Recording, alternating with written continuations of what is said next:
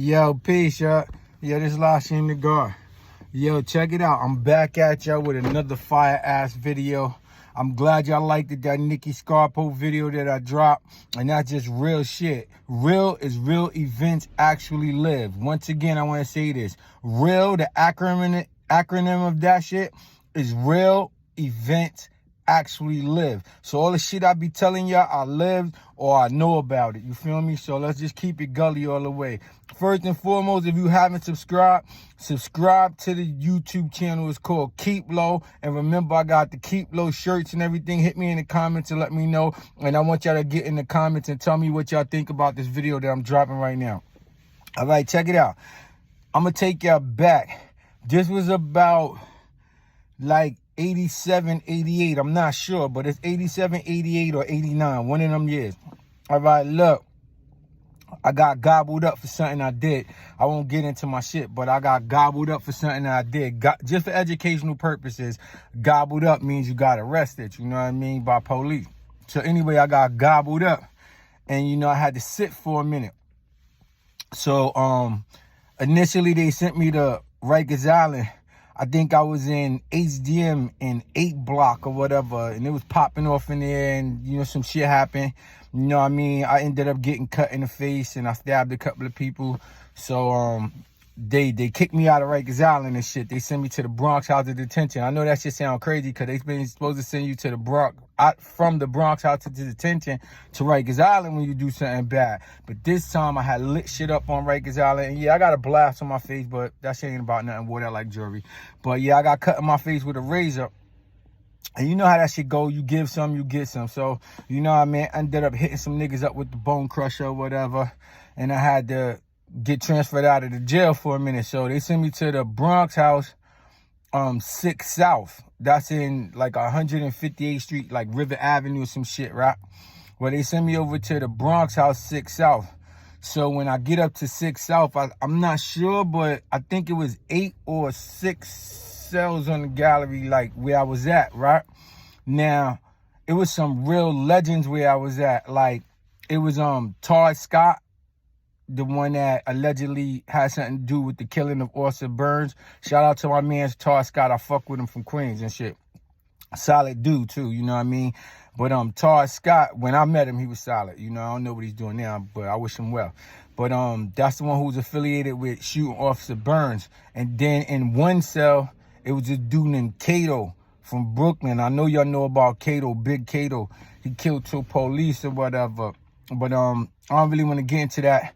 But I also met Larry Davis there. You know what I mean? And me and Larry Davis established a relationship. You know what I mean? Now, I don't got nothing bad to say about Larry. He was a solid dude when I spoke to him. You know what I mean? He wasn't really discussing his case too much with people, but he was talking to me about that time. And if y'all don't know, for the people who don't know, Larry Davis is a black dude out of the Bronx who was getting some money. Like, police was giving him some work just for educational purposes. Police was giving him some narcotics to move in his area, and allegedly he ended up keeping a couple of birds from them and didn't give them their shit.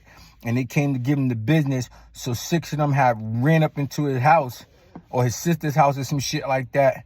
And he blazed all 6 of them and shit and got up out of there and shit, you know what I mean? And it was like a worldwide manhunt for the nigga. So if you don't know about Larry Davis, check your research on Larry Davis. But I ended up meeting the cat Larry Davis, and it was nothing but serious cats. Like I said, it was Todd Scott.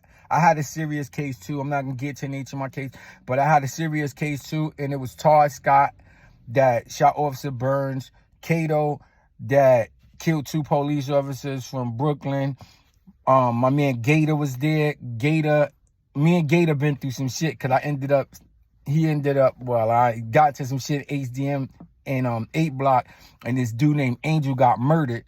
And I don't want to get into that, but, you know, I was fucking with Gator from Brooklyn and shit, and it was kind of cool too. But look, Gator was a funny motherfucker, but he was a killer though, you know what I mean? But, yo, we all do what we gotta do when we gotta do it, so that shit ain't about nothing. And just for your young kids out there, I don't want y'all to think that just lighting a motherfucker up or killing a person is cool, because there ain't nothing cool about killing nobody and shit, you know what I mean? Now, if you got beef with somebody and your back's against the wall and you gotta do what you gotta do, or somebody violated you and your family to an extent where it's unforgivable and you gotta do what you gotta do, then that's understandable. Or you protecting one of your loved ones or something. But just to go out and kill motherfuckers just so you can brag about it and be on some gangster ego sucker shit, that shit ain't about nothing. So let me just tell you that. Yo, this is Law Shame to God. Subscribe to the channel because this is a video about some real shit about how I met Larry Davis.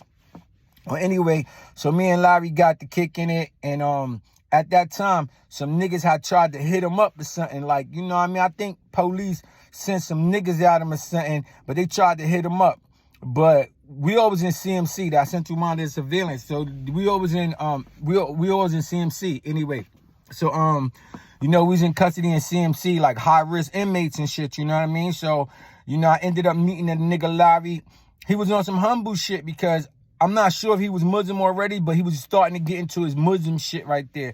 And no disrespect to no Muslims, I don't mean like that. Y'all know I'm God body, but you know what I mean? He started getting on his deen and getting into his Muslim shit and studying or whatever. But from time to time, I used to go sit in the cell with him and kick it, or he come to my cell and kick it with me, or we kick it in the day room or whatever the fuck we was doing. But yo, me and Larry started powwowing, like, becoming kind of cool in there. We establishing a good relationship. And don't get me fucked up, I was fucking with Kato and Ron doing them too. I'll tell y'all another video about Ron Du, the one who shot AZ. Yeah, I was fucking with him too, you know what I mean, while we was in the inside. But yo, he was a good dude, a good solid dude. You know, I guess it's how you treat motherfuckers, and if they know you and they rock with you, and if you on the other side of that shit, then you a bad enemy because you got a bad enemy, you feel me? But I don't got nothing to do with him shooting AZ and all that crazy shit. But, yo, niggas gonna do what they gotta do. But, anyway, this is more about Larry Davis. So me and Larry was kicking it. And, you know, he had shot 6 police or whatever. And, you know, shit was looking kind of grim for him. But the nigga was a thorough nigga, and he was holding it all down. And Larry was a solid nigga. He was a little bit shorter than me, but he was stocky. And, you know, at that time, I had been in like probably 8-9 months. So I was getting my sets in. And, you know, I was a little young nigga. And, you know, I was a young bull, just eager.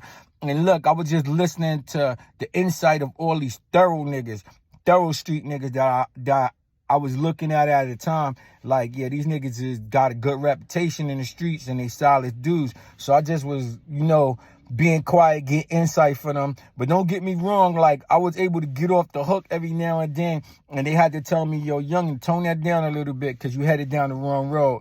And, you know, sometimes you gotta get burned by the fire to learn that shit is hot. And that's what I'm trying to tell you, motherfucking youngins now, for educational purposes.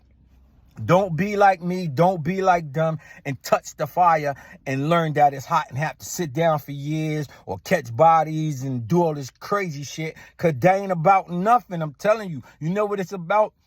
Being happy first and foremost, establishing your own peace first and foremost, and then being happy within yourself, you know what I mean? And then providing for yourself and your family, your friends, your immediate loved ones. That's what it's about. And just enjoying your life until you call back to the physical essence of life, which is returning back to the physical essence of life. And some people classify that as death, but I don't believe in death because I'm not affected by time, space, and distance, and I'm God body. So this physical shit is just going through a cycle, you know what I mean? And reincarnation or whatever you want to believe, but it's just a metamorphosis, a biological change in the structure of the physical anatomy.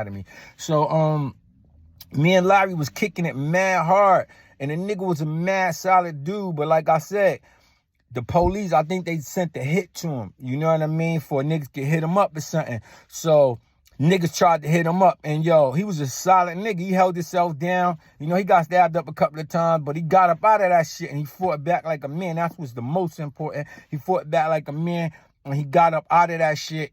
And, you know, he was handling his business. And then the feds, he told the feds, I'm not sure if Larry told them, I think he did, but he told people that being that he shot 6 police, that the police was trying to kill him. And then he put in some motions or whatever to the judge.